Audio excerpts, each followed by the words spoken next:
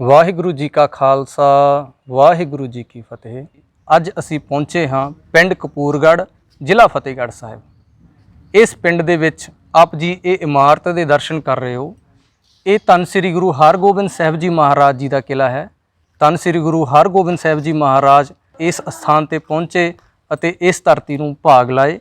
ਇਸ ਤੋਂ ਬਿਨਾਂ ਧੰਨ ਸ੍ਰੀ ਗੁਰੂ ਗੋਬਿੰਦ ਸਿੰਘ ਸਾਹਿਬ ਜੀ ਮਹਾਰਾਜ ਜੀ ਦੇ ਨਾਲ ਸੰਬੰਧਿਤ ਨਿਸ਼ਾਨੀਆਂ ਇੱਥੇ ਸੁਸ਼ੋਭਿਤ ਹਨ। ਇਸ ਗੁਰਦੁਆਰਾ ਸਾਹਿਬ ਵਿਖੇ ਨਿਸ਼ਾਨੀਆਂ ਨੂੰ ਬਹੁਤ ਹੀ ਸਤਿਕਾਰ ਦੇ ਨਾਲ ਸੰਭਾਲ ਕੇ ਰੱਖਿਆ ਗਿਆ ਹੈ। ਅੱਜ ਅਸੀਂ ਆਪ ਜੀ ਨੂੰ ਇਹਨਾਂ ਨਿਸ਼ਾਨੀਆਂ ਦੇ ਦਰਸ਼ਨ ਕਰਵਾਵਾਂਗੇ ਜੀ। ਮੇਰੇ ਨਾਲ ਮੌਜੂਦ ਹਨ ਭਾਈ ਬਲਜੀਤ ਸਿੰਘ ਜੀ। ਆਪਾਂ ਇਹਨਾਂ ਦੇ ਨਾਲ ਗੱਲਬਾਤ ਕਰਦੇ ਹਾਂ ਤੇ ਇਹਨਾਂ ਤੋਂ ਇਸ ਪਾਵਨ ਪਵਿੱਤਰ ਅਸਥਾਨ ਦੇ ਬਾਰੇ ਜਾਣਕਾਰੀ ਪ੍ਰਾਪਤ ਕਰਾਂਗੇ। ਭਾਈ ਸਾਹਿਬ ਜੀ, ਵਾਹਿਗੁਰੂ ਜੀ ਕਾ ਖਾਲਸਾ ਵਾਹਿਗੁਰੂ ਜੀ ਕੀ ਫਤਿਹ। ਅੱਛਾ ਭਾਈ ਸਾਹਿਬ ਜੀ, ਆਪ ਜੀ ਇਸ ਅਸਥਾਨ ਤੇ ਕਿੰਨੀ ਦੇਰ ਤੋਂ ਸੇਵਾ ਨਿਭਾ ਰਹੇ ਹੋ? ਗੁਰੂ ਪਿਆਰ ਵਾਲਿਓ 2000 ਸਾਲ ਤੋਂ ਸੇਵਾ ਨਿਭਾ ਰਹੇ ਹਾਂ। ਭਾਈ ਸਾਹਿਬ ਜੀ, ਆਪ ਜੀ ਇਸ ਪਾਵਨ ਪਵਿੱਤਰ ਅਸਥਾਨ ਬਾਰੇ ਸਾਨੂੰ ਵਿਸਥਾਰ ਪੂਰਵਕ ਜਾਣਕਾਰੀ ਦਿਓ। ਵਾਹਿਗੁਰੂ ਜੀ ਕਾ ਖਾਲਸਾ ਵਾਹਿਗੁਰੂ ਜੀ ਕੀ ਫਤਿਹ। ਗੁਰੂ ਪਿਆਰ ਵਾਲਿਓ, ਆਪ ਜੀ ਵਡਭਾਗੇ ਜੀਵ ਹੋ, ਵੱਡੇ ਕਰਮਾਂ ਵਾਲੇ ਹੋ, ਜੋ ਸਤਿਗੁਰੂ ਗੁਰੂ ਹਰਗੋਬਿੰਦ ਪਾਤਸ਼ਾਹ ਮਹਾਰਾਜ ਦੇ ਸਥਾਨ ਤੇ ਪਹੁੰਚੇ ਹੋ। ਉਹਨਾਂ ਤੋਂ ਬਾਅਦ ਇੱਥੇ ਬਾਬਾ ਨਾਥਾ ਸਿੰਘ ਜੀ ਆਏ। ਬਾਬਾ ਨਾਥਾ ਸਿੰਘ ਜੀ ਕੌਣ ਸਨ? ਸਤਿਗੁਰੂ ਗੁਰੂ ਗੋਬਿੰਦ ਸਿੰਘ ਮਹਾਰਾਜ ਜੀ ਦੇ ਨਗਾਰਚੀ ਸਿੰਘ। ਜਦੋਂ ਗੁਰੂ ਗੋਬਿੰਦ ਸਿੰਘ ਮਹਾਰਾਜ ਜੀ ਦਮਦਮਾ ਸਾਹਿਬ ਤੋਂ ਨੰਦੇੜ ਨੂੰ ਜਾਣ ਲੱਗੇ ਨੇ, ਸੱਚਖੰਡ ਸ੍ਰੀ ਹਜ਼ੂਰ ਸਾਹਿਬ ਨੂੰ ਜਾਣ ਲੱਗੇ ਨੇ ਨਾ, ਉਸ ਵਕਤ ਆਪਣੇ ਨਗਾਰਚੀ ਸਿੰਘ ਨੂੰ ਉਹਨਾਂ ਵਿਦਾ ਕੀਤਾ। ਉਸ ਵਿਦਾਇਗੀ ਦੇ ਦੌਰਾਨ ਮੇਰੇ ਪਾਤਸ਼ਾਹ ਨੇ ਵੱਡੀਆਂ ਬਖਸ਼ਿਸ਼ਾਂ ਕੀਤੀਆਂ। ਗੁਰੂ ਪਾਤਸ਼ਾਹ ਜੀ ਦਾ ਕੇਸਾਂ ਦਾ ਕੰਘਾ, ਗੁਰੂ ਮਹਾਰਾਜ ਤੇਗਾ ਜੀ ਤੇ ਸੈਨ ਨੇ ਸੁਨਹਿਰੀ ਅੱਖਰਾਂ ਦੇ ਵਿੱਚ ਤੇਗ ਜੀ ਤੇ ਲਿਖਿਆ ਮਿਲਦਾ ਜੈ ਤੇਗੰ, 2 ਸਫਾ ਜੰਗ ਰਲਮੀਆਂ ਧਾਤਾਂ ਦੇ, 2 ਪੱਥੇ ਤੀਰਾਂ ਦੇ, ਜਿਨ੍ਹਾਂ ਵਿੱਚ 64 ਤੀਰ ਨੇ ਜੀ, ਵੱਖੋ ਵੱਖਰੇ ਤੀਰ ਨੇ, ਕੋਈ ਕਿਸੇ ਨਾਲ ਮੇਲ ਨਹੀਂ ਖਾਂਦਾ। ਤੋੜੇਦਾਰ ਬੰਦੂਕ ਮੇਰੇ ਪਾਤਸ਼ਾਹ ਸੰਜੋ ਚੰਦ ਤੋੜਾ, ਸੀਸ ਤੇ ਸਜਾਉਣ ਵਾਲਾ। ਕਟਾਰ ਗੁਰੂ ਪਾਤਸ਼ਾਹ ਜੀ ਦਾ, ਜੀ ਤੇ ਮੀਨਾਕਾਰੀ ਸੋਨੇ ਦੀ ਉਕਰੀ ਹੋਈ ਆ।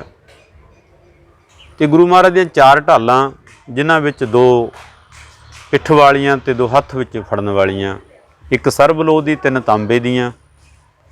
ਤੇ ਗੁਰੂ ਮਹਾਰਾਜ ਸਿਮਰਨ ਮਾਲਾ, ਗੁਰੂ ਪਾਤਸ਼ਾਹ ਦਾ ਇੱਕ ਤੰਤੀ ਸਾਜ਼, ਜਿਨ੍ਹਾਂ ਮੇਰੇ ਪਾਤਸ਼ਾਹ ਜੀ ਕੀਰਤਨ ਕਰਿਆ ਕਰਦੇ ਸਨ। ਇੱਥੇ ਹੀ ਵਸ ਨਹੀਂ ਗੁਰੂ ਪਿਆਰ ਵਾਲਿਓ, ਪਤਾ ਨਹੀਂ ਗੁਰੂ ਮਹਾਰਾਜ ਜੀ ਦਾ ਬਾਬਾ ਜੀ ਨਾਲ ਕਿੰਨਾ ਕੁ ਪਿਆਰ ਸੀ। ਹੱਥ ਲਿਖਤ ਗੁਰੂ ਗ੍ਰੰਥ ਸਾਹਿਬ ਮਹਾਰਾਜ ਜੀ, ਹੱਥ ਲਿਖਤ 10ਮ ਗ੍ਰੰਥ। 10ਮ ਗ੍ਰੰਥ ਦੇ ਸੁਣਨ ਵਿੱਚ ਇੱਥੋਂ ਤੱਕ ਗਿਆ ਤਾਂ ਕਿ ਕਾਬ ਜੀ ਕਪੂਰਗੜ੍ਹ ਦਰਸ਼ਨ ਕਰੋਗੇ, ਇੱਕ ਸੱਚਖੰਡ ਸ੍ਰੀ ਹਜ਼ੂਰ ਸਾਹਿਬ ਜਾ ਕੇ ਦਰਸ਼ਨ ਕਰੋਗੇ। 2 ਸਰੂਪ ਲਿਖਾਰੀ ਭਾਈ ਮਨੀ ਸਿੰਘ ਜੀ। ਤੇ ਇਸ ਕਰਕੇ ਆਪ ਜੀ ਵਡਭਾਗੇ ਜੀਵ, ਵੱਡੇ ਕਰਮਾਂ ਵਾਲੇ ਹੋ। ਗੁਰੂ ਪਿਆਰ ਵਾਲਿਓ, ਗੁਰੂ ਪਾਤਸ਼ਾਹ ਜੀ ਨੇ ਦਮਦਮਾ ਸਾਹਿਬ ਵਿਖੇ ਆਪਣੇ ਨਗਾਰਚੀ ਸਿੰਘ ਨੂੰ ਇਹ ਸਾਰੀਆਂ ਵਸਤੂਆਂ ਬਖਸ਼ਿਸ਼ਾਂ ਕੀਤੀਆਂ। ਉਹ ਬਖਸ਼ਿਸ਼ਾਂ ਲੈ ਕੇ ਬਾਬਾ ਨਾਥਾ ਸਿੰਘ ਜੀ ਇਸ ਕਿਲ੍ਹੇ ਦੇ ਵਿੱਚ ਆਏ। ਇਸ ਕਿਲ੍ਹੇ ਦੇ ਵਿੱਚ ਆਏ, ਆਪਣੀ ਸਾਰੀ ਜ਼ਿੰਦਗੀ ਇੱਥੇ ਉਹਨਾਂ ਨੇ ਬਤੀਤ ਕੀਤੀ। ਸਿੱਖੀ ਦਾ ਪ੍ਰਚਾਰ ਕੀਤਾ, ਪ੍ਰਸਾਰ ਕੀਤਾ। ਸੱਚਖੰਡ ਜਾਣ ਤੋਂ ਪਹਿਲਾਂ ਉਹਨਾਂ ਨੇ ਆਪਣੇ ਇੱਥੋਂ ਦੇ ਜਥੇਦਾਰ ਥਾਪੇ ਬਾਬਾ ਸਾਧੂ ਸਿੰਘ ਜੀ। ਸਾਧੂ ਸਿੰਘ ਤੋਂ ਬਾਅਦ ਬਾਬਾ ਰਣ ਸਿੰਘ ਜੀ। ਬਾਬਾ ਰਣ ਸਿੰਘ ਜੀ ਨੇ ਅੱਗੇ ਸ਼੍ਰੋਮਣੀ ਕਮੇਟੀ ਦੇ ਗੁਰਦੁਆਰਾ ਸਪੁਰਦ ਕਰ ਦਿੱਤਾ। ਅੱਜ ਇੱਥੇ ਪਹਿਰਾ ਜਿਹੜਾ ਹੈ ਸ਼੍ਰੋਮਣੀ ਕਮੇਟੀ ਦਾ ਹੈ। ਇਸ ਕਰਕੇ ਆਪ ਜੀ ਵਡਭਾਗੇ ਜੀਵ, ਵੱਡੇ ਕਰਮਾਂ ਵਾਲਿਓ। ਇਹ ਅਸਥਾਨ ਜੀ, ਜਿਸ ਤਰ੍ਹਾਂ ਆਪਾਂ ਅਮਰੇਕ ਕੋਲੇ ਤੋਂ ਆਉਂਦੇ ਹਾਂ, ਜੌੜੇ ਪੁਲਾਂ ਦੇ ਲਾਗੇ, ਜੌੜੇ ਪੁਲਾਂ ਤੋਂ ਤਕਰੀਬਨ 5 ਕਿਲੋਮੀਟਰ ਤੇ ਹੈ। ਨਾਭੇ ਤੋਂ ਆਉਂਦੇ ਹਾਂ ਤਾਂ ਨਹਿਰ ਦੇ ਰਸਤੇ ਆਉਂਦੇ ਹਾਂ, ਤਕਰੀਬਨ 22 ਕਿਲੋਮੀਟਰ ਤੇ ਹੈ। ਤੇ ਇੱਧਰੋਂ ਅਮਲੋਹ ਤੋਂ ਆਉਂਦੇ ਹਾਂ ਤਾਂ ਤਕਰੀਬਨ ਆਪਣੇ ਕੋਲੇ 15 ਕਿਲੋਮੀਟਰ ਦਾ ਰਸਤਾ ਹੈ। ਇੱਧਰੋਂ ਖੰਨੇ ਤੋਂ ਆਉਂਦੇ ਆਪਾਂ, ਖੰਨੇ ਤੋਂ ਤਕਰੀਬਨ 22 ਕਿਲੋਮੀਟਰ ਦਾ ਰਸਤਾ ਹੈ। ਪਿੰਡ ਕਪੂਰਗੜ੍ਹ, ਜ਼ਿਲ੍ਹਾ ਫਤਿਹਗੜ੍ਹ ਸਾਹਿਬ ਦੇ ਵਿੱਚ ਇਹ ਨਗਰ ਸਥਿਤ ਹੈ। ਸਤਿਗੁਰੂ ਜੀ ਕਿਰਪਾ ਕਰਨ, ਆਪ ਦੀ ਯਾਤਰਾ ਸਫਲਿਆਂ ਕਰਨ। ਵਾਹਿਗੁਰੂ ਜੀ ਕਾ ਖਾਲਸਾ ਵਾਹਿਗੁਰੂ ਜੀ ਕੀ ਫਤਿਹ। ਆਓ ਆਪ ਜੀ ਨੂੰ ਸਭ ਤੋਂ ਪਹਿਲਾਂ ਕਿਲ੍ਹੇ ਦੇ ਦਰਸ਼ਨ ਕਰਵਾਈਏ। ਇਹ ਹੈ ਕਿਲ੍ਹੇ ਦਾ ਬਾਹਰੀ ਦ੍ਰਿਸ਼।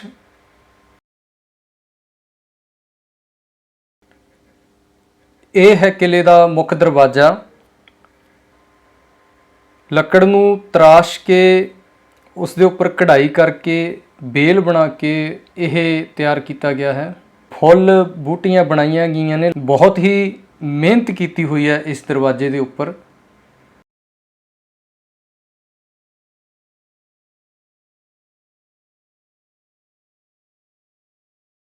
ਇਹ ਹੈ ਦਰਵਾਜ਼ੇ ਦੀ ਦੇਹਲੀ। ਇਹ ਦੇਹਲੀ ਵੀ ਲੱਕੜ ਦੀ ਬਣਾਈ ਹੋਈ ਹੈ। ਇਹ ਜਗ੍ਹਾ ਜਿਹੜੀ ਆਪ ਜੀ ਦੇਖ ਰਹੇ ਹੋ ਟੁੱਟ ਚੁੱਕੀ ਹੈ। ਇਹ ਬੈਠਣ ਲਈ ਬਣਾਈ ਜਾਂਦੀ ਸੀ ਜਾਂ ਪਹਿਰੇਦਾਰ ਦੇ ਖੜਨ ਲਈ ਬਣਾਈ ਜਾਂਦੀ ਸੀ। ਇਸ ਤੋਂ ਉੱਪਰ ਆਪ ਜੀ ਦੇਖ ਰਹੇ ਹੋ ਦੀਵੇ ਰੱਖਣ ਦੇ ਲਈ ਜਗ੍ਹਾ ਬਣਾਈ ਹੁੰਦੀ ਸੀ। ਪੁਰਾਣੇ ਮਕਾਨਾਂ ਦੇ ਬਾਹਰ ਜਾਂ ਹਵੇਲੀਆਂ ਦੇ ਬਾਹਰ ਜਾਂ ਕਿਲਿਆਂ ਦੇ ਬਾਹਰ ਇਦਾਂ ਬਣੀ ਹੁੰਦੀ ਸੀ। ਇਧਰਲੇ ਪਾਸੇ ਵੀ ਬੈਠਣ ਲਈ ਉਸੇ ਤਰ੍ਹਾਂ ਜਗ੍ਹਾ ਬਣੀ ਹੋਈ ਸੀ ਜੋ ਕਿ ਟੁੱਟ ਚੁੱਕੀ ਹੈ। ਇਹ ਜੋ ਥੰਮਲਾ ਆਪ ਜੀ ਦੇਖ ਰਹੇ ਹੋ, ਇਹ ਥੰਮਲਾ ਜਿਵੇਂ ਅੱਜ ਕੱਲ੍ਹ ਥੰਮਲੇ ਹੁੰਦੇ ਆ ਸੀਮੈਂਟ ਦੇ ਬਣਾਏ ਜਾਂਦੇ ਆ, ਪਲਾਸਟਰ ਕਰਕੇ ਜਾਂ ਉੱਪਰ ਮਾਰਬਲ ਲਗਾ ਦਿੱਤਾ ਜਾਂਦਾ। ਪਰ ਆਪ ਜੀ ਦੇਖੋ ਨਾਨਕਸ਼ਾਹੀ ਇੱਟ ਨੂੰ ਘੜ ਕੇ ਗੋਲ ਕਰਕੇ ਇਹ ਥੰਮਲਾ ਬਣਾਇਆ ਗਿਆ ਹੈ।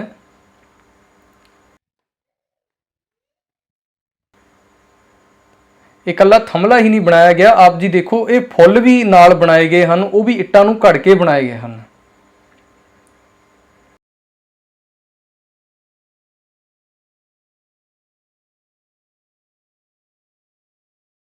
ਆਪ ਜੀ ਦਰਸ਼ਨ ਕਰ ਰਹੇ ਹੋ ਕਿਲੇ ਦੇ।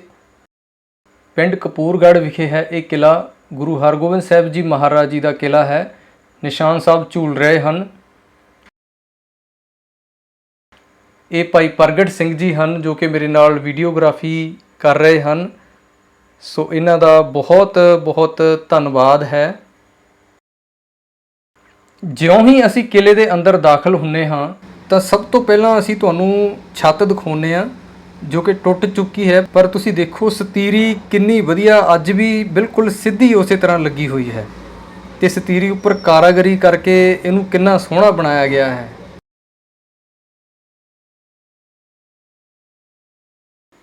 ਹੁਣ ਅਸੀਂ ਕਿਲੇ ਦੇ ਅੰਦਰ ਥੋੜਾ ਹੋਰ ਅੱਗੇ ਜਾਵਾਂਗੇ। ਸਾਹਮਣੇ ਆਪ ਜੀ ਦੇਖੋ ਵਿਹੜਾ ਹੈ, ਇੱਕ ਖੱਬੇ ਪਾਸੇ ਕਮਰਾ ਹੈ, ਇੱਕ ਸਾਹਮਣੇ ਕਮਰਾ ਹੈ ਤੇ ਇਸੇ ਤਰ੍ਹਾਂ ਇੱਕ ਆ ਨਾਲ ਸੱਜੇ ਪਾਸੇ ਕਮਰਾ ਆ ਗਿਆ ਹੈ। ਇਹ ਜੋ ਕਮਰਾ ਹੈ ਇੱਥੋਂ ਦੇ ਸੇਵਾਦਾਰਾਂ ਦੇ ਦੱਸਣ ਮੁਤਾਬਕ ਇਹ ਕਮਰਾ ਪਹਿਲਾਂ ਪ੍ਰਕਾਸ਼ ਅਸਥਾਨ ਹੋਇਆ ਕਰਦਾ ਸੀ। ਇਸ ਕਮਰੇ ਦੇ ਅੰਦਰ ਸ੍ਰੀ ਗੁਰੂ ਗ੍ਰੰਥ ਸਾਹਿਬ ਜੀ ਮਹਾਰਾਜ ਜੀ ਦਾ ਪ੍ਰਕਾਸ਼ ਕੀਤਾ ਜਾਂਦਾ ਸੀ। ਆਓ ਆਪ ਜੀ ਨੂੰ ਇਸ ਕਮਰੇ ਦੇ ਅੰਦਰ ਲੈ ਕੇ ਚੱਲੀਏ। ਦਰਸ਼ਨ ਕਰੋ ਜੀ ਇਸ ਕਮਰੇ ਦੇ ਜਿਸ ਅੰਦਰ ਪਹਿਲਾਂ ਸ੍ਰੀ ਗੁਰੂ ਗ੍ਰੰਥ ਸਾਹਿਬ ਜੀ ਮਹਾਰਾਜ ਜੀ ਦਾ ਪ੍ਰਕਾਸ਼ ਹੋਇਆ ਕਰਦਾ ਸੀ ਤੇ ਇਸੇ ਕਮਰੇ ਦੇ ਉੱਪਰਲੇ ਪਾਸੇ ਸੱਚਖੰਡ ਸੀ ਜਿਸ ਵਿੱਚ ਸ੍ਰੀ ਗੁਰੂ ਗ੍ਰੰਥ ਸਾਹਿਬ ਜੀ ਮਹਾਰਾਜ ਜੀ ਦਾ ਸੁਖਾਸਨ ਕੀਤਾ ਜਾਂਦਾ ਸੀ।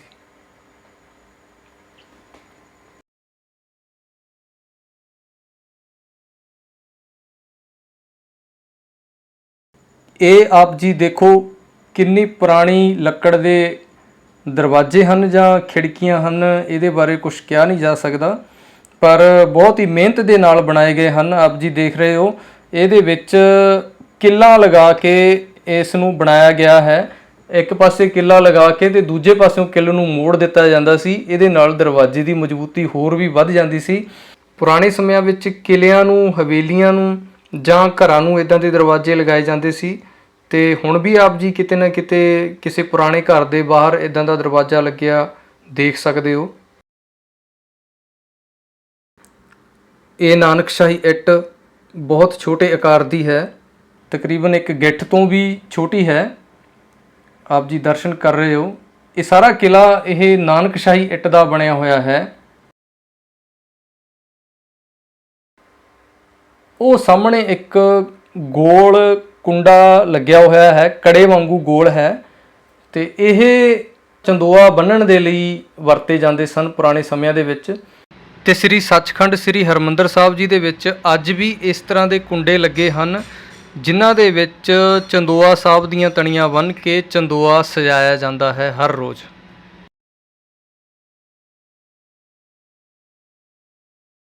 ਇੱਥੋਂ ਦੇ ਸੇਵਾਦਾਰਾਂ ਦੇ ਦੱਸਣ ਮੁਤਾਬਕ ਆਪ ਜੀ ਜੋ ਸਾਹਮਣੇ ਕਮਰੇ ਦੇ ਦਰਸ਼ਨ ਕਰ ਰਹੇ ਹੋ, ਸ੍ਰੀ ਗੁਰੂ ਹਰਗੋਬਿੰਦ ਸਾਹਿਬ ਜੀ ਦੇ ਸਮੇਂ ਇਹ ਅਸਲਾਖਾਨਾ ਹੋਇਆ ਕਰਦਾ ਸੀ। ਇਸ ਕਮਰੇ ਦੇ ਵਿੱਚ ਗੁਰੂ ਹਰਗੋਬਿੰਦ ਸਾਹਿਬ ਜੀ ਮਹਾਰਾਜ ਦੇ ਸਮੇਂ ਅਸਲਾ ਰੱਖਿਆ ਜਾਂਦਾ ਸੀ। ਆਪ ਜੀ ਦਰਸ਼ਨ ਕਰੋ ਇਹ ਪੁਰਾਤਨ ਕਮਰੇ ਦੇ। ਅੱਜ ਵੀ ਬਹੁਤ ਮਜ਼ਬੂਤੀ ਦੇ ਨਾਲ ਇਸ ਦੀਆਂ ਦੀਵਾਰਾਂ ਖੜੀਆਂ ਹਨ। ਇਹ ਦੀਵਾਰ ਦੇ ਵਿੱਚ ਆਪ ਜੀ ਦੇਖ ਰਹੇ ਹੋ ਛੋਟੇ ਛੋਟੇ ਖਾਨੇ ਬਣਾਏ ਗਏ ਹਨ ਜੋ ਕਿ ਸਮਾਨ ਰੱਖਣ ਦੇ ਲਈ ਜਾਂ ਦੀਵੇ ਰੱਖਣ ਦੇ ਲਈ ਵਰਤੇ ਜਾਂਦੇ ਸੀਗੇ। ਪੁਰਾਣੇ ਸਮਿਆਂ ਦੇ ਵਿੱਚ ਇਹਨਾਂ ਦੀ ਵਰਤੋਂ ਕੀਤੀ ਜਾਂਦੀ ਸੀ। ਇਹ ਕੰਧ ਆਪ ਜੀ ਦੇਖ ਰਹੇ ਹੋ, ਤਕਰੀਬਨ 2 ਫੁੱਟ ਮੋਟੀ ਕੰਧ ਹੈ, ਲਗਭਗ 2 ਫੁੱਟ ਮੋਟਾਈ ਹੈ ਇਸ ਕੰਧ ਦੀ।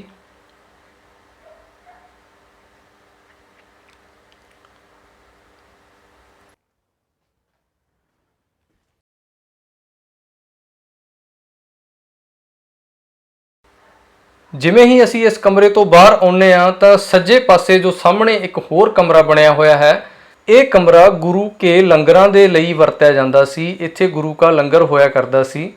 ਆਪ ਜੀ ਨੂੰ ਅੰਦਰੋਂ ਦਰਸ਼ਨ ਕਰਵਾਉਂਦੇ ਆ ਜੀ। ਇਹ ਹੈ ਗੁਰੂ ਕਾ ਲੰਗਰ। ਗੁਰੂ ਕੇ ਲੰਗਰ ਦੇ ਅੰਦਰ ਇੱਕ ਹੋਰ ਕਮਰਾ ਬਣਿਆ ਹੋਇਆ ਹੈ। ਆਪਾਂ ਅੰਦਰ ਚੱਲ ਕੇ ਦੇਖਾਂਗੇ ਕਿ ਉਹ ਕਮਰਾ ਕਿਸ ਤਰ੍ਹਾਂ ਦਾ ਹੈ ਜਾਂ ਕੀ ਹੈ ਉੱਥੇ।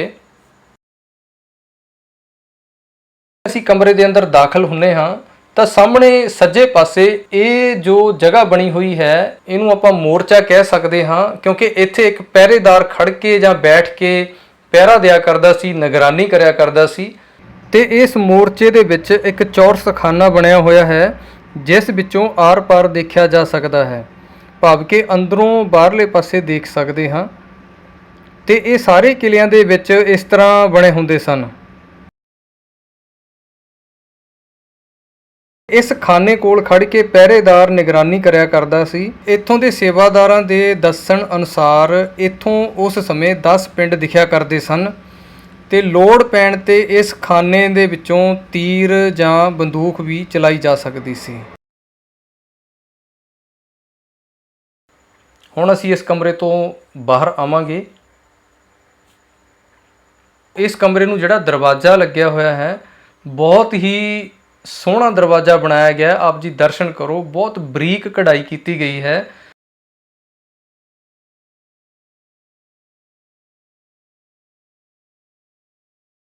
ਬਾਹਰ ਆਉਂਦੇ ਹਾਂ ਇਸ ਕਮਰੇ ਤੋਂ ਤਾਂ ਇਹ ਲੰਗਰ ਵਾਲਾ ਸਥਾਨ ਆ ਗਿਆ ਹੈ। ਆਪ ਜੀ ਦੇਖੋ, ਇਸ ਕਮਰੇ ਦੀਆਂ ਦੀਵਾਰਾਂ ਦੇ ਉੱਤੇ ਮੇਰਾ ਖਿਆਲ ਮਿੱਟੀ ਦਾ ਲੇਪ ਕੀਤਾ ਗਿਆ ਹੈ। ਸੋ ਜਿਸ ਨੇ ਵੀ ਇਹ ਕੋਸ਼ਿਸ਼ ਕੀਤੀ ਹੈ ਇਹਨੂੰ ਸੰਭਾਲਣ ਦੀ ਜਾਂ ਸੰਭਾਲਿਆ ਹੈ, ਬਹੁਤ ਹੀ ਚੰਗੀ ਗੱਲ ਹੈ।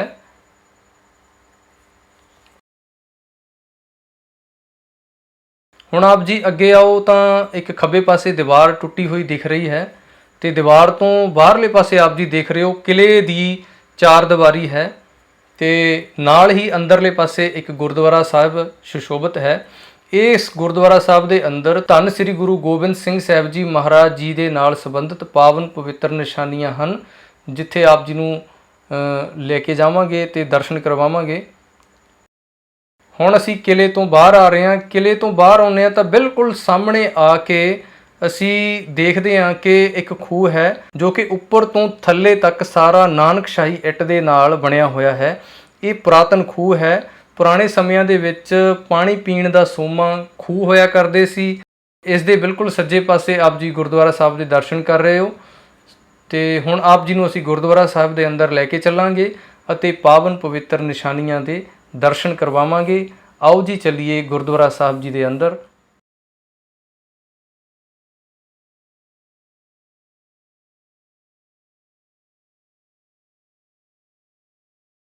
ਸਤਨਾਮ ਸ੍ਰੀ ਵਾਹਿਗੁਰੂ ਸਾਹਿਬ ਜੀ।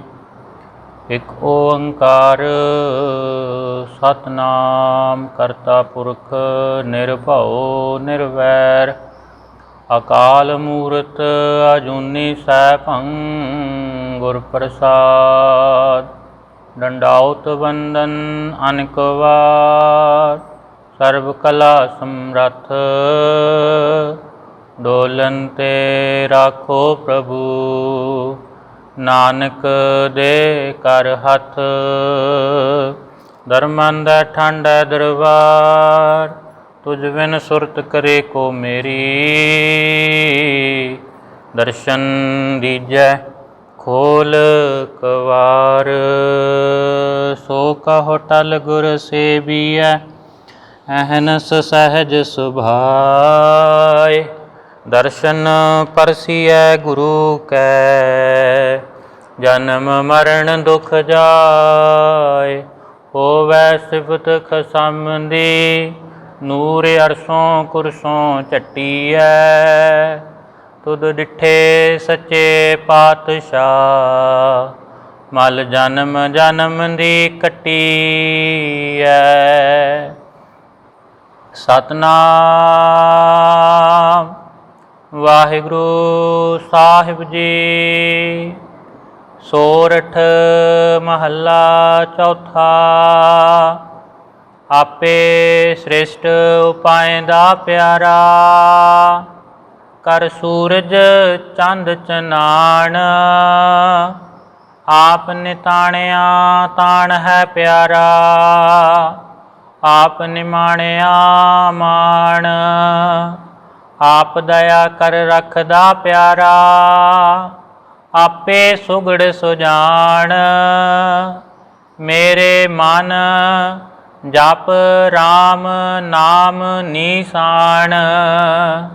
ਸਤ ਸੰਗਤ ਮਿਲ ਧਿਆਏ ਤੂੰ, ਹਰ ਹਰ ਬਹੁੜ ਨ ਆਵਣ ਜਾਣ।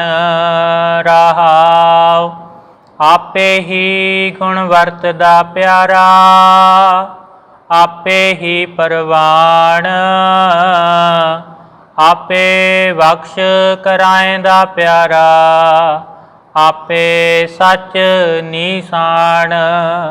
ਆਪੇ ਹੁਕਮ ਵਰਤਦਾ ਪਿਆਰਾ, ਆਪੇ ਹੀ ਪੁਰਮਾਣ।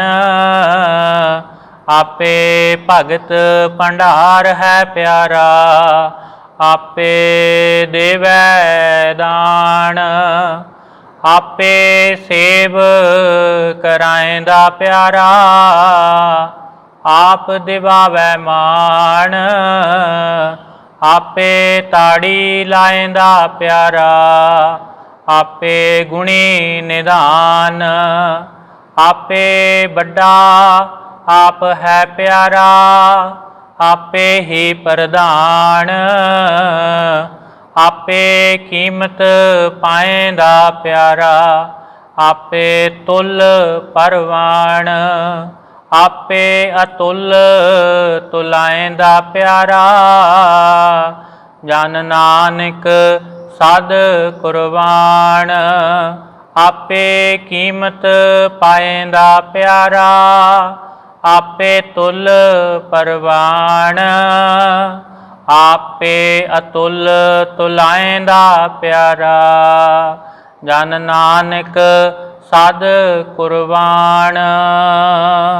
ਵਾਹਿਗੁਰੂ ਜੀ ਕਾ ਖਾਲਸਾ, ਵਾਹਿਗੁਰੂ ਜੀ ਕੀ ਫਤਿਹ। ਵਾਹਿਗੁਰੂ ਜੀ ਕਾ ਖਾਲਸਾ, ਵਾਹਿਗੁਰੂ ਜੀ ਕੀ ਫਤਿਹ। ਗੁਰੂ ਪਿਆਰੀ ਸਾਧ ਸੰਗਤ ਜੀ, ਹੁਣ ਆਪ ਜੀ ਦਰਸ਼ਨ ਕਰਨ ਜਾ ਰਹੇ ਹੋ ਦਸਮ ਗ੍ਰੰਥ ਸਰੂਪ ਦੇ। ਆਓ ਦਰਸ਼ਨ ਕਰੀਏ, ਜਿਨ੍ਹਾਂ ਦੀ ਲਿਖਤ ਹੱਥ ਲਿਖਤ ਭਾਈ ਮਨੀ ਸਿੰਘ ਜੀ ਨੇ ਕੀਤੀ ਹੈ। ਸੋ ਆਪ ਜੀ ਦਰਸ਼ਨ ਕਰ ਰਹੇ ਹੋ।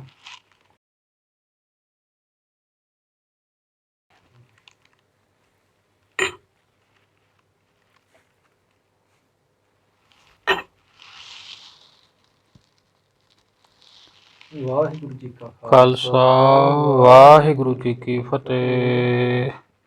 ਇਹ ਨੇ ਜੀ ਦਸਮ ਗ੍ਰੰਥ ਸਰੂਪ ਸੁਨਹਿਰੀ ਅੱਖਰਾਂ ਵਾਲੇ।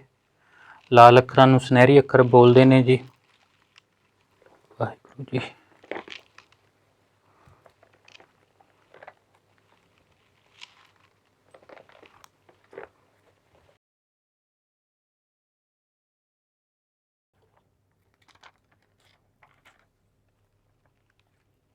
ਇਸ ਸਰੂਪ ਦੀ ਆਰੰਭਤਾ ਜੋ ਜਾਪ ਸਾਹਿਬ ਬਾਣੀ ਤੋਂ ਹੋ ਰਹੀ ਹੈ, ਆਪ ਜੀ ਦਰਸ਼ਨ ਕਰ ਸਕਦੇ ਹੋ। ਓਂਕਾਰ ਸਤਿਗੁਰ ਪ੍ਰਸਾਦ, ਜਾਪ ਸ੍ਰੀ ਮੁਖ ਵਾਕ ਪਾਤਸ਼ਾਹੀ ਦਸਵੀਂ ਇੱਛਾ ਪਹਿਚਾਨਤਾ ਹੈ ਪ੍ਰਸਾਦ। ਸੋ ਗੁਰੂ ਪਿਆਰੀ ਸਾਧ ਸੰਗਤ ਜੀ, ਇਸ ਸਰੂਪ ਦੇ ਅੱਗੇ ਗੁਰੂ ਪਾਤਸ਼ਾਹ ਗੁਰੂ ਗੋਬਿੰਦ ਸਿੰਘ ਜੀ ਦਾ ਚਿੱਤਰ ਵੀ ਬਣਿਆ ਹੋਇਆ ਹੈ, ਜੋ ਹੁਣ ਆਪ ਜੀ ਦਰਸ਼ਨ ਕਰ ਜਾ ਰਹੇ ਹੋ। ਵਾਹਿਗੁਰੂ ਜੀ ਕਾ ਖਾਲਸਾ, ਵਾਹਿਗੁਰੂ ਜੀ ਕੀ ਫਤਿਹ। ਸੋ ਪੁਰਾਤਨ ਵੇਲੇ ਤੋਂ ਚਿੱਤਰਕਾਰੀ ਕੀਤੀ ਹੈ।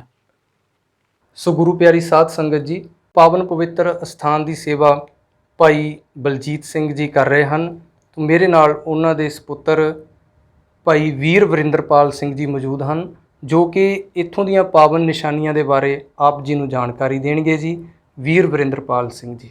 ਵਾਹਿਗੁਰੂ ਜੀ ਕਾ ਖਾਲਸਾ ਵਾਹਿਗੁਰੂ ਜੀ ਕੀ ਫਤਿਹ। ਗੁਰੂ ਪਿਆਰੀ ਸਾਧ ਸੰਗਤ ਜੀ, ਵੱਡੇ ਕਰਮਾਂ ਵਾਲਿਆਂ ਜੋ ਆਪ ਜੀ ਕਪੂਰਗੜ੍ਹ ਵਿਖੇ ਪਹੁੰਚੇ ਹੋ, ਆਪ ਜੀ ਦਰਸ਼ਨ ਕਰ ਰਹੇ ਹੋ ਗੁਰਦੁਆਰਾ ਬਾਬਾ ਨਾਥਾ ਸਿੰਘ ਜੀ ਵਿਖੇ ਸੁਸ਼ੋਭਿਤ ਗੁਰੂ ਪਾਤਸ਼ਾਹ ਗੁਰੂ ਗੋਬਿੰਦ ਸਿੰਘ ਮਹਾਰਾਜ ਜੀ ਦੇ ਸ਼ਸਤਰਾਂ ਦੇ, ਜਿਨ੍ਹਾਂ ਵਿੱਚ ਸਭ ਤੋਂ ਪਹਿਲਾਂ ਗੁਰੂ ਪਾਤਸ਼ਾਹ ਜੀ ਦਾ ਕੰਘਾ, ਉਸ ਤੋਂ ਬਾਅਦ ਤੇਗਾ, ਜਿਸ ਉੱਤੇ ਗੁਰੂ ਪਾਤਸ਼ਾਹ ਜੀ ਦੇ ਦਸਤਖਤ ਵੀ ਨੇ ਸੁਨਹਿਰੀ ਅੱਖਰਾਂ ਦੇ ਵਿੱਚ, ਉਸ ਤੋਂ ਬਾਅਦ ਤੇਗ ਜਿੱਤੇ ਲਿਖਿਆ ਮਿਲਦਾ ਜੈ ਤੇਗੰ, 2 ਸਫਾ ਜੰਗ ਨੇ ਜੀ, ਰਲਮੀਆਂ ਧਾਤਾਂ ਦੇ ਬਣੇ ਹੋਏ ਨੇ ਦੋਵੇਂ, 64 ਤੀਰ ਨੇ ਜੀ, ਸਾਰਿਆਂ ਦੀ ਮੁਖੀਆਂ ਵੱਖੋ ਵੱਖਰੀਆਂ ਨੇ, ਕਿਸੇ ਨੂੰ ਥੋੜਾ ਕਿਸੇ ਨੂੰ ਬਹੁਤਾ ਸੋਨਾ ਵੀ ਲੱਗਿਆ ਹੋਇਆ।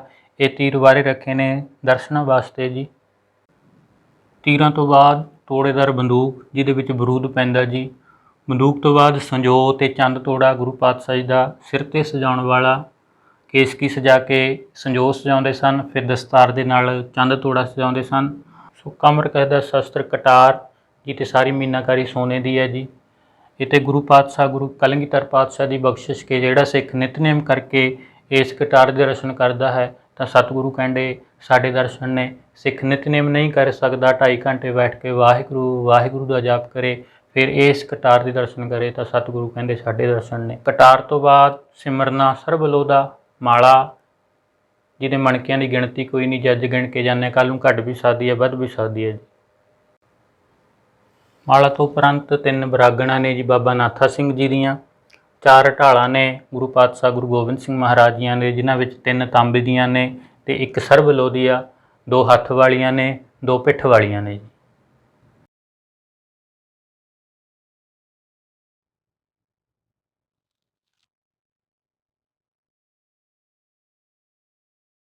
तो ये चौरसा पुरातन है जी, मोर पंख का बनया होया।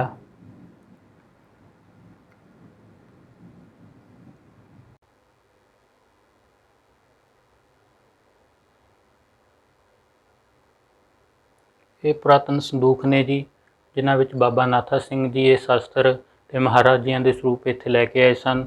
सो आप जी दर्शन कर रहे हो पुरातन संदूकां दे।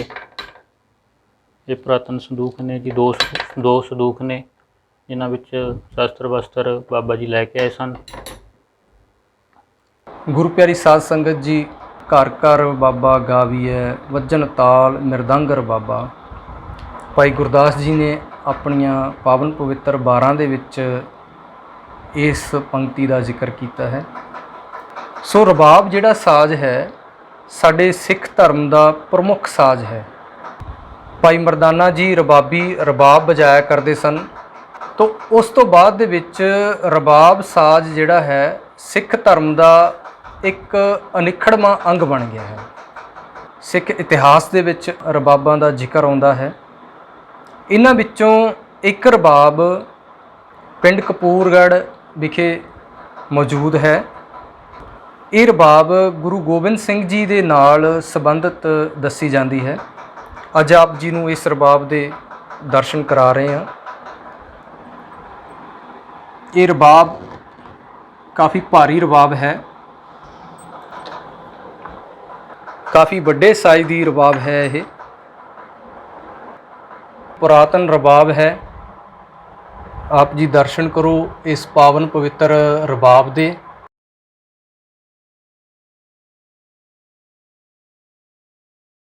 सो मेरे नाल मौजूद हैं भाई वीर वरिंदरपाल सिंह जी। वो आप जी नूं विस्तार सहित इस रबाब के बारे जानकारी देंगे। सो गुरु प्यारी साध संगत जी, आप दर्शन कर रहे हो इस रबाब के, जो सतगुरु गुरु गोबिंद सिंह महाराज जी के समय की है। आप जी ने दर्शन किए ने शस्त्रां दे, जिन्हां विच रबाब भी बाबा नाथा सिंह जी ने गुरु पातशाह जी ने दमदमा साहब विखे बख्शिश की सी। क्यों बख्शिश की? क्योंकि गुरु पातशाह वेले बाबा नाथा सिंह जी नगारजी सिंह सन ते गुरु तेग बहादुर जी वेले बाबा जी रबाबी सिंह सन, ते इस करके उन्होंने इस साज की सतगुरां ने बख्शिश की। इत्थों तक भी पता लगता है कि जदों गुरु पातशाह जी ने आखिरी बार सरसा नदी के कंढे कीर्तन किया तां कई इतिहासकार दसदे ने कि इस रबाब नाल ही कीता सी सतगुरां ने कीर्तन। सो आप जी बड़भागे जीव हो जो इस रबाब के दर्शन आप जी कर रहे हो। इस दे नाल ही गुरु प्यारी साध संगत जी, आप जी दर्शन कर रहे हो ਇਸ ਉੱਪਰ ਚਿੱਤਰਕਾਰੀ ਤੇ ਜੋ ਇਸ ਦੀ ਸੁੰਦਰਤਾ ਨੂੰ ਹੋਰ ਵੀ ਵਧਾਉਂਦੇ ਹਨ। ਸੋ ਭਾਈ ਸਾਹਿਬ ਜੀ, ਆਪ ਜੀ ਦਾ ਬਹੁਤ ਬਹੁਤ ਧੰਨਵਾਦ ਜੋ ਆਪ ਜੀ ਨੇ ਸਾਨੂੰ ਪਾਵਨ ਪਵਿੱਤਰ ਨਿਸ਼ਾਨੀਆਂ ਦੇ ਬਾਰੇ ਜਾਣਕਾਰੀ ਦਿੱਤੀ ਅਤੇ ਇਸ ਸਥਾਨ ਦੇ ਦਰਸ਼ਨ ਕਰਵਾਏ। ਵਾਹਿਗੁਰੂ ਜੀ ਕਾ ਖਾਲਸਾ, ਵਾਹਿਗੁਰੂ ਜੀ ਕੀ ਫਤਿਹ।